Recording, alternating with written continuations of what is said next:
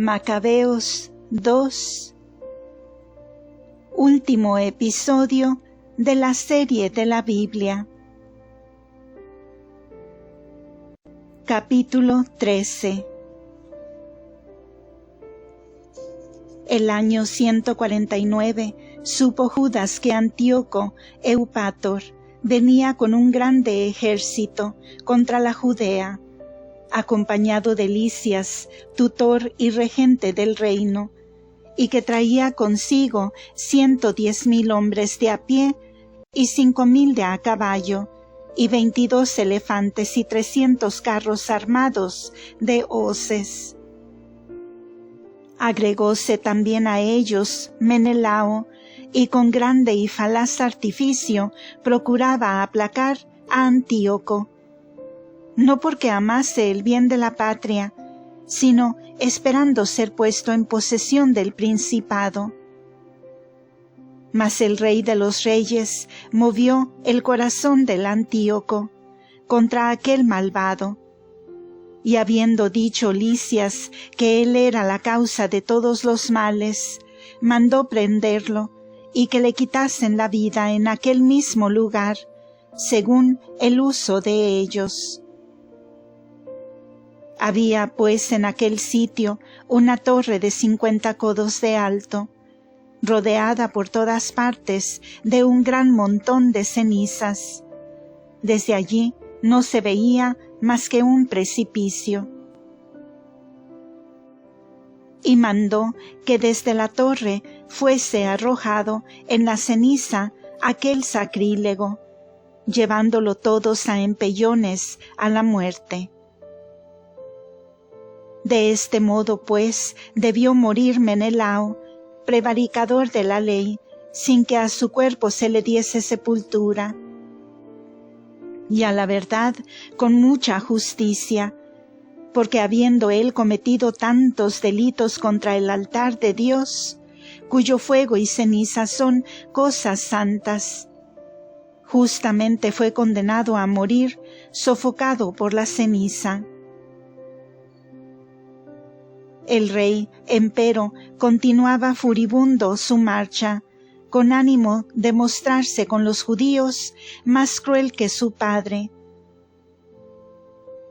Teniendo pues Judas noticia de ello, mandó al pueblo que invocase al Señor día y noche, a fin de que les asistiese en aquella ocasión, como lo había hecho siempre, pues temían el verse privados de su ley, de su patria y de su santo templo, y para que no permitiese que su pueblo escogido, que poco antes había empezado a respirar algún tanto, se viese nuevamente subyugado por las naciones que blasfeman su santo nombre. En efecto, haciendo todos a una lo mandado por Judas, implorando la misericordia del Señor con lágrimas y ayunos, postrados en tierra por espacio de 3 días continuos, los exhortó Judas a que estuviesen apercibidos. Él, luego, con el consejo de los ancianos, resolvió ir a campaña antes que el rey Antíoco entrase con su ejército en la Judea, y se apoderase de la ciudad, y encomendar al Señor el éxito de la empresa. Entregándose, pues, enteramente a las disposiciones de Dios, Creador del universo, y habiendo exhortado a sus tropas a pelear varonilmente, y hasta perder la vida en defensa de sus leyes, de su templo y de su ciudad, de su patria y de sus conciudadanos, hizo acampar el ejército en las cercanías de Modín. Dio después a los suyos por señal la victoria de Dios, y tomando consigo los jóvenes más valientes de sus tropas, asaltó de noche el cuartel del rey, y mató en su campamento 4,000 hombres, y al mayor de los elefantes, con toda la gente que llevaba encima. y llenando con esto de un grande terror y confusión el campo de los enemigos. Concluida tan felizmente la empresa, se retiraron. Ejecutóse todo esto al rayar el día, asistiendo el Señor al Macabeo con su protección. Mas el rey, viendo este ensayo de la audacia de los judíos, intentó apoderarse con arte de los lugares más fortificados. Y acercóse con su ejército a Betsura, una de las plazas de los judíos más bien fortificadas, pero era rechazado. Hallaba 1000 tropiezos y perdía gente. Entretanto, Judas enviaba a los sitiados cuanto necesitaban. En esto, un tal Rodoco hacía de espía de los enemigos en el ejército de los judíos, pero siendo reconocido, fue preso y puesto en un encierro. Entonces el rey parlamentó nuevamente con los habitantes de Betsura, les concedió la paz, aprobó la capitulación de los sitiados y se marchó. Pero antes había peleado con Judas y quedado vencido. A esta sazón, teniendo aviso de que en Antioquía se le habían revelado Filipo, el cual había quedado con el gobierno de los negocios, consternado en gran manera su ánimo, suplicando y humillándose a los judíos, juró guardarles todo lo que pareció justo, y después de esta reconciliación ofreció un sacrificio. Tributó honor al templo e hízole varios donativos. Y abrazó al Macabeo, declarándolo gobernador y príncipe de todo el país, desde Tolemaida hasta los Guerrenos o Gerasenos. Luego que Antíoco llegó a Tolemaida, dieron a conocer sus habitantes el grave disgusto que les había causado aquel tratado y amistad hecha con los judíos, temiendo que indignados no rompiesen la alianza. Pero subiendo Lisias a la tribuna, expuso las razones que habían mediado para esta alianza. Apaciguó al pueblo y volvióse después a Antioquía. Tal fue la expedición del rey y el fin que tuvo.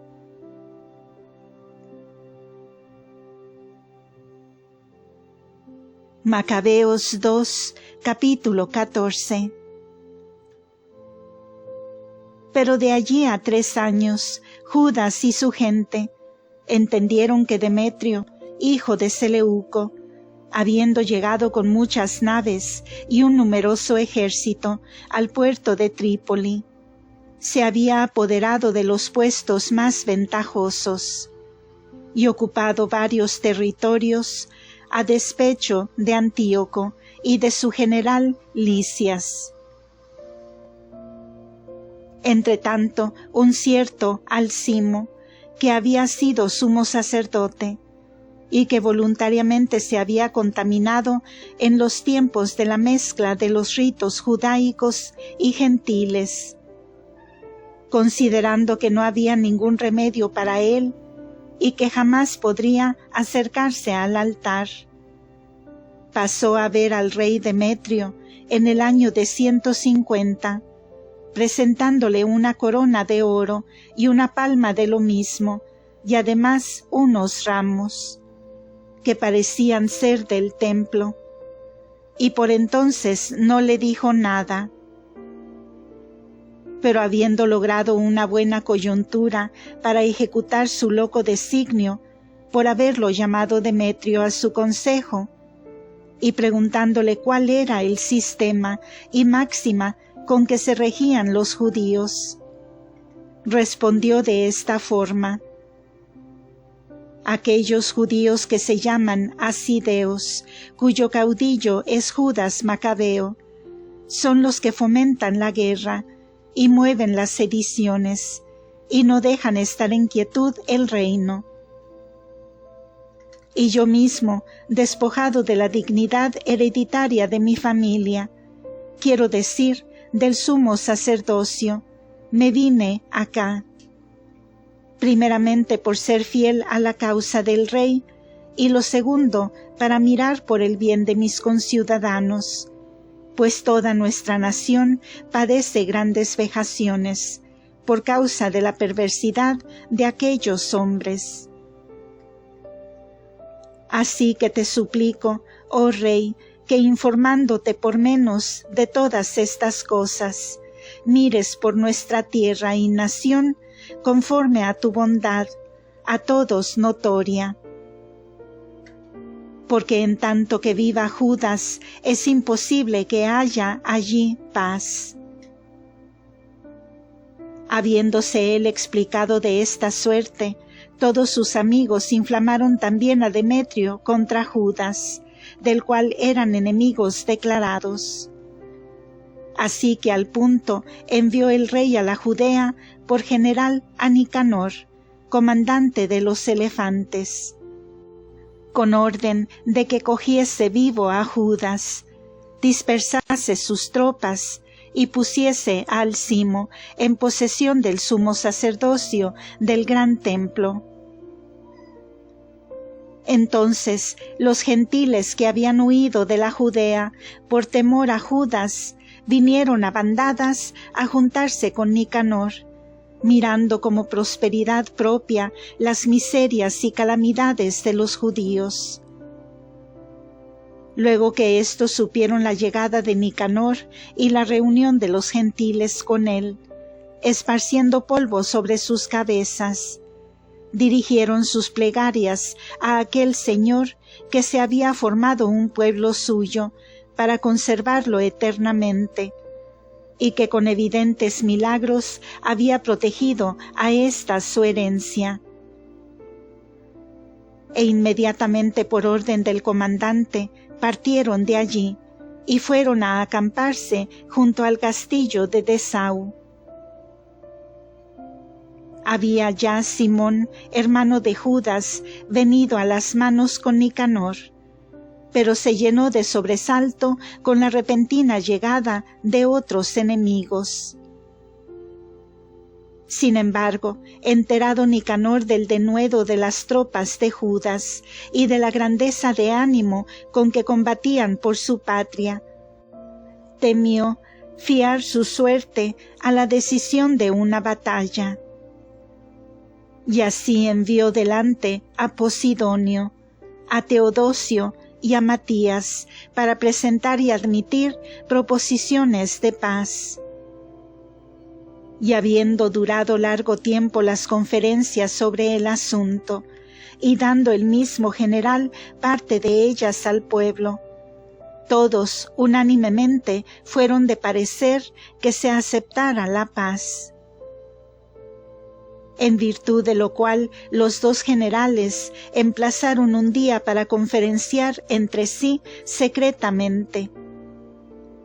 A este fin se llevó y puso una silla para cada uno de ellos. Esto, no obstante, mandó Judas apostar algunos soldados en lugares oportunos, no fuera que los enemigos intentasen de repente hacer alguna tropelía. Pero la conferencia se celebró como debía. Por esto, Nicanor fijó después su residencia en Jerusalén, sin hacer ninguna vejación a nadie, y despidió a aquella multitud de tropas que se le habían juntado. Amaba constantemente a Judas con un amor sincero, mostrando una particular inclinación hacia su persona. Rogóle que se casase y pensase en tener hijos. Con efecto, se casó, vivía tranquilo y los dos se trataban familiarmente. Mas viendo al cimo la amistad y buena armonía que reinaba entre ellos, fue a ver a Demetrio, y le dijo que Nicanor favorecía los intereses ajenos o de los enemigos, y que tenía destinado por sucesor suyo a Judas, que aspiraba al trono. Exasperado e irritado el rey sobremanera con las atroces calumnias de este malvado, escribió a Nicanor diciéndole que llevaba muy a mal la amistad que había contraído con el Macabeo, y que le mandaba que luego al punto se lo enviase atado a Antioquía. Enterado de esto, Nicanor quedó lleno de consternación, y sentía sobremanera tener que violar los tratados hechos con aquel varón, sin haber recibido de él ofensa alguna. Mas no pudiendo desobedecer al rey, andaba buscando oportunidad para poner en ejecución la orden recibida. Entretanto, el Macabeo, observando que Nicanor lo trataba con aspereza, y que en las visitas acostumbradas se le mostraba con cierto aire duro e imponente, consideró que aquella aspereza no podía nacer de nada bueno, y reuniendo algunos pocos de los suyos, se ocultó de Nicanor.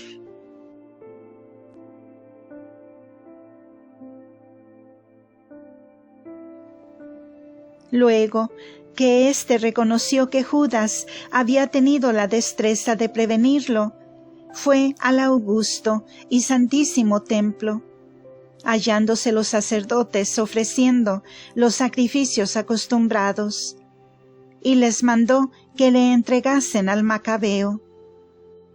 Mas, como ellos le asegurasen con juramento que no sabían dónde estaba el que él buscaba, Nicanor levantó la mano contra el templo y juró diciendo: «Si no me entregáis atado a Judas, arrasaré este templo de Dios, derribaré este altar y consagraré aquí un templo al Dios y Padre Baco». Y dicho esto se marchó.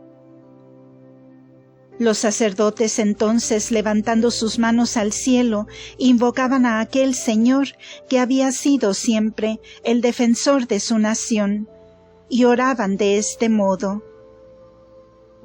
«Señor de todo el universo, tú, que de nada necesitas, quisiste tener entre nosotros un templo para tu morada. Conserva, pues, oh Santo de los santos y Señor de todas las cosas, conserva ahora y para siempre, libre de profanación, esta casa, que hace poco tiempo ha sido purificada». En este tiempo fue acusado a Nicanor, uno de los ancianos de Jerusalén, llamado Racías, varón amante de la patria y de gran reputación, al cual se daba el nombre de padre de los judíos, por el afecto con que los miraba a todos. Este, pues, ya de muchos tiempos antes, llevaba constantemente una vida muy exacta en el judaísmo, pronto a dar su misma vida antes que faltara su observancia. Mas queriendo Nicanor manifestar el odio que tenía a los judíos, envió 500 soldados para que lo prendiesen, pues juzgaba que si lograba seducir a este hombre, haría un daño gravísimo a los judíos. Pero al tiempo que los soldados hacían sus esfuerzos para entrar en la casa, rompiendo la puerta y poniéndole fuego, así que estaban ya para prenderle, se hirió con su espada, prefiriendo morir noblemente a verse esclavo de los idólatras y a sufrir ultrajes indignos de su nacimiento. Mas como por la precipitación con que se hirió no fuese mortal la herida, y entrasen ya en tropel los soldados en la casa, corrió animosamente al muro, y se precipitó denodadamente encima de las gentes, las cuales, retirándose al momento para que no les cayese encima, vino a dar de cabeza contra el suelo. Pero como aún respirase, hizo un nuevo esfuerzo y volvióse a poner en pie. Y aunque la sangre le salía a borbollones por sus heridas mortales, pasó corriendo por medio de la gente, y subiéndose sobre una roca escarpada, desangrado ya como estaba, agarró con ambas manos sus propias entrañas y las arrojó sobre las gentes, invocando al Señor y dueño del alma y de la vida, a fin de que se las volviese a dar algún día. Y de esta manera acabó de vivir.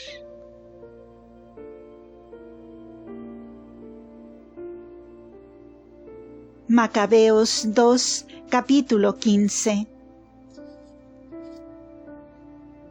Luego que Nicanor tuvo noticia que Judas estaba en tierra de Samaria, resolvió acometerlo con todas sus fuerzas en un día de sábado. Y como los judíos que por necesidad lo seguían, le dijesen: «No quieras hacer una acción tan feroz y bárbara como esa, mas honra la santidad de este día, y respeta a aquel Señor que ve todas las cosas». Preguntóles aquel infeliz si había en el cielo algún Dios poderoso que hubiese mandado celebrar el sábado. Y contestándole ellos: «Sí, el Señor Dios vivo y poderoso que hay en el cielo, es el que mandó guardar el día séptimo». «Pues yo», les replicó él, «soy poderoso sobre la tierra, y mando que se tomen las armas y que se ejecuten las órdenes del rey». Mas, a pesar de eso, no pudo Nicanor a efectuar sus designios, siendo así que había ideado ya, en el delirio de su soberbia, erigir un trofeo en memoria de la derrota de Judas y de su gente. En medio de esto, el Macabeo esperaba siempre con firme confianza que Dios le asistiera en su socorro. Y al mismo tiempo exhortaba a los suyos a que no temiesen el encuentro de las naciones, sino que antes bien trajesen a la memoria la asistencia que otras veces habían recibido del cielo, y que al presente esperasen también que el Todopoderoso les concedería la victoria. Y dándoles igualmente instrucciones sacadas de la ley y de los profetas, y acordándoles los combates que antes habían ellos sostenido, les infundió nuevo aliento. Inflamados de esta manera sus ánimos, les ponía igualmente a la vista la perfidia de las naciones y la violación de los juramentos. Y armó a cada uno de ellos, no tanto con darle escudo y lanza, como con admirables discursos y exhortaciones, y con la narración de una visión muy fidedigna, que había tenido en sueños, la cual llenó a todos de alegría. Esta fue la visión que tuvo. Se le representó que estaba viendo a Unías, sumo sacerdote, que había sido hombre lleno de bondad y de dulzura, de aspecto venerando, modesto en sus costumbres y de gracia en sus discursos, y que desde niño se había ejercitado en la virtud, el cual, levantadas las manos, oraba por todo el pueblo judaico. Que después se le había aparecido otro varón respetable por su ancianidad, lleno de gloria y circuido por todos lados de magnificencia, y que Onías, dirigiéndole la palabra, le había dicho: «Este es el verdadero amante de sus hermanos y del pueblo de Israel». Este es Jeremías, profeta de Dios, que ruega incesantemente por el pueblo y por toda la ciudad santa. Que luego Jeremías extendió su derecha y entregó a Judas una espada de oro, diciéndole: Toma esta santa espada como don de Dios, con la cual derribarás a los enemigos de mi pueblo de Israel. Animados pues todos con estas palabras de Judas, las más eficaces para avivar el valor e infundir nuevo aliento en la juventud, resolvieron atacar y combatir vigorosamente a los enemigos, de modo que su esfuerzo decidiese la causa. Pues así el pueblo como la ciudad santa estaban en peligro. Y a la verdad menos cuidado pasaban por sus mujeres, por sus hijos, por sus hermanos y por sus parientes, que por la santidad del templo, que era lo que les causaba el mayor y principal temor. Asimismo, los que se hallaban dentro de la ciudad estaban en grande sobresalto por la suerte de aquellos que iban a entrar en batalla. Y cuando ya todos estaban aguardando la decisión del combate, estando ya a la vista los enemigos, el ejército formado en batalla y los elefantes y caballería colocados en los lugares oportunos, considerando el macabeo la multitud de hombres que venía a dejarse caer sobre ellos, y el vario aparato de armas, y la ferocidad de los elefantes, levantó las manos al cielo, invocando a aquel Señor que obra los prodigios, a aquel que no según la fuerza de los ejércitos, sino según su voluntad, concede la victoria a los que la merecen. E invocóle de esta manera: Oh Señor, tú que en el reino de Ezequías, rey de Judá, enviaste uno de tus ángeles y quitaste la vida a 185,000 hombres del ejército de Sennacherib. Envía también ahora, oh dominador de los cielos, a tu ángel bueno que vaya delante de nosotros y haga conocer la fuerza de tu terrible y tremendo brazo, a fin de que queden llenos de espanto los que blasfemando del nombre tuyo vienen contra tu santo pueblo. Así terminó su oración. Entretanto venía Nicanor marchando con su ejército al son de trompetas y de canciones. Mas Judas y su gente, habiendo invocado a Dios por medio de sus oraciones, acometieron al enemigo. Y orando al Señor en lo interior de sus corazones, al mismo tiempo que espada en mano, cargaban sobre sus enemigos. Mataron no menos de 35,000, sintiéndose sumamente llenos de gozo y de vigor con la presencia de Dios. Concluido el combate, al tiempo que alegres se volvían ya, supieron que Nicanor con sus armas yacía tendido en el suelo, por lo que alzándose al instante una grande gritería y estrépito, bendecían al Señor Todopoderoso en su nativo idioma. Judas, empero, que estaba siempre pronto a morir o a dar su cuerpo y vida por sus conciudadanos, mandó que se cortase la cabeza y el brazo, junto con el hombro, a Nicanor, y que se llevasen a Jerusalén. Así que llegó él a esta ciudad, convocó cerca del altar a sus conciudadanos y a los sacerdotes, e hizo llamar también a los del alcázar. Y habiéndoles mostrado la cabeza de Nicanor y aquella su execrable mano, que con tanto orgullo e insolencia había levantado contra la morada santa de Dios Todopoderoso, mandó luego que la lengua de este impío fuese cortada en menudos trozos y arrojada después para pasto de las aves, que se colgara enfrente del templo la mano de aquel insensato. Con esto bendijeron todos al Señor del cielo, diciendo: Bendito sea el que ha conservado exento de la profanación su santo templo. Asimismo, hizo colgar la cabeza de Nicanor en lo más alto del alcázar, para que fuese una señal visible y patente de la asistencia de Dios.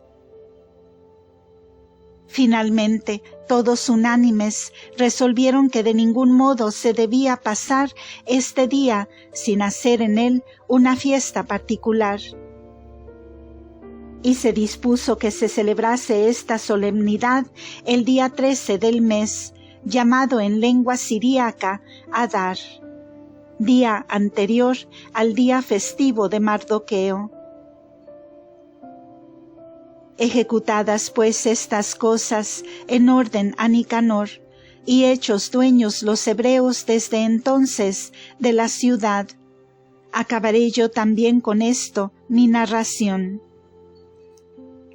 Si ella ha salido bien y cual conviene a una historia, es ciertamente lo que yo deseaba. Pero si por el contrario es menos digna del asunto que lo que debiera, se me debe disimular la falta.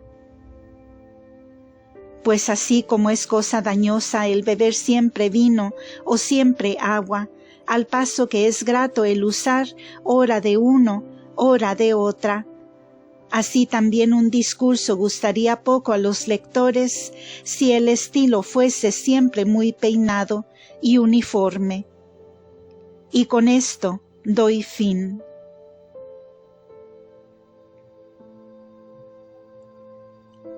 Fin de la audioserie La Sagrada Biblia, traducida de la Vulgata Latina al español.